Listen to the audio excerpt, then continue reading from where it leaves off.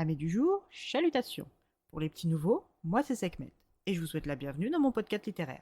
Dans mon émission, je vais tenter 3 fois par semaine de vous donner envie de découvrir des livres de tout poil, récents et moins récents. Alors, si ça vous tente, c'est par ici la suite. Aujourd'hui, je vais vous présenter Les Doigts Rouges de Higashino Kaigo, publié aux éditions Actes Sud, collection Babel Noire. Dans ce roman policier, nous allons partir pour Tokyo où nous allons rejoindre l'enquêteur Matsumiya. Ce jeune policier né hors mariage est orphelin de père depuis toujours. Élevé par sa mère Katsuko et son oncle Kaga Takamasa, il n'a pas eu le sentiment de manquer de quoi que ce soit. Son vieil oncle est un ancien policier qui a ensuite offert ses services comme consultant dans une société de gardiennage. Depuis quelque temps, il est hospitalisé en soins palliatifs à l'hôpital pour un cancer de la vésicule biliaire et du foie en phase terminale. Seule sa sœur cadette et son neveu viennent lui rendre visite. Son fils Koichiro, lui aussi inspecteur, est aux abonnés absents. Matsumiya a du mal à comprendre son cousin qu'il admire. Katsuko lui a expliqué brièvement que son oncle était un acharné du travail à l'époque, à tel point qu'il négligeait beaucoup sa famille. Un jour, sa femme est partie avec leur fils et il n'a jamais fait le pas pour les retrouver. Quand son fils est devenu adulte, il s'est aussi consacré à sa carrière, mais contrairement à son père, il a toujours tenu à rester célibataire sans enfant. Ce choix de carrière et de vie ont fait que sa mère a dû se débrouiller seule et sans assistance familiale jusqu'au bout. Ce passif entre les deux hommes ne peut être oublié si facilement. Matsumiya est sur sa seconde affaire de meurtre. Il est rattaché pour l'occasion au commissariat de Nerima, ce qui le stresse beaucoup.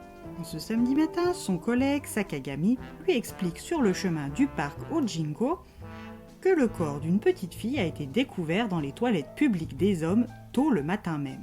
Sur les lieux, de nombreux policiers sont présents, ainsi que de nombreux curieux. Bien qu'il ne soit plus un bleu, Matsumiya est un peu mal à l'aise, mais observe la scène de crime comme il se doit. Quand il rejoint les autres, son chef, le lieutenant Kobayashi, les informe qu'ils sont directement sur l'enquête. Il est normal que les policiers du commissariat de secteur et ceux des brigades mobiles mènent d'abord une enquête préliminaire dans les cas de meurtre. Mais quand la direction de la police judiciaire de la préfecture de police de Tokyo est chargée de l'affaire, ces hommes interrogent à nouveau tous les témoins. Dans le cadre de cette enquête complexe, Matsumiya va devoir faire équipe avec son cousin, l'inspecteur Kaga du commissariat de Nerima. Cela faisait longtemps qu'il ne l'avait pas revu et il ignorait même si son cousin savait pour son choix de carrière dans la police. Assigné à l'enquête autour du parc Ojinko, avec Kaga, Matsumiya est nerveux mais a hâte de faire ses preuves. Les deux hommes ont des expériences différentes et c'est naturellement Kaga qui prend les rênes de leur binôme. L'enquête de quartier autour du parc va commencer avec cette vieille maison traditionnelle à un étage.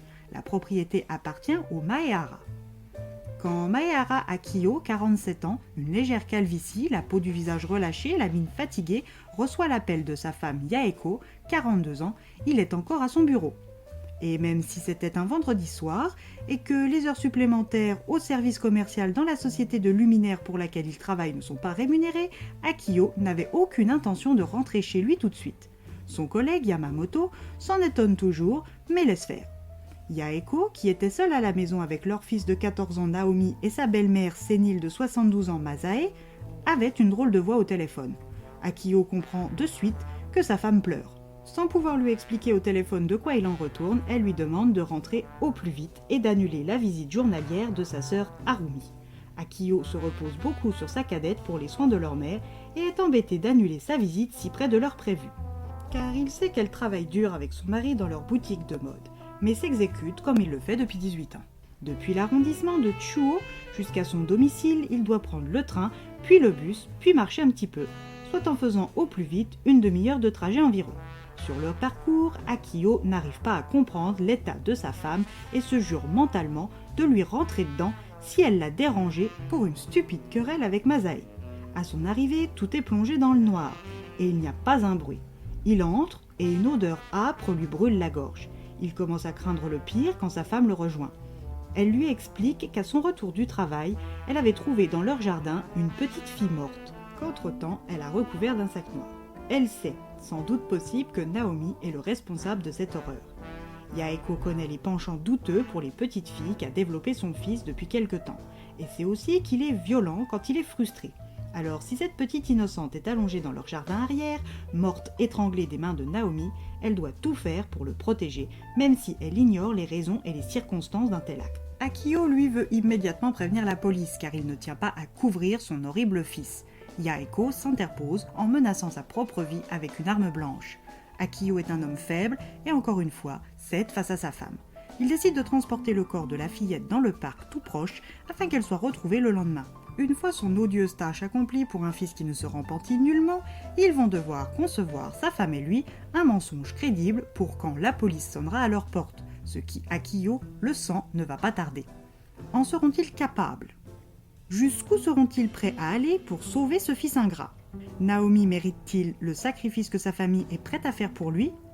Comment les inspecteurs Kaga et Matsumiya coinceront-ils les Maehara ?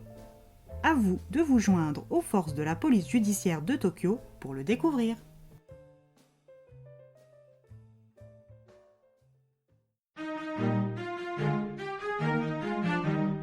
Un livre que l'on ne peut quitter sans regret.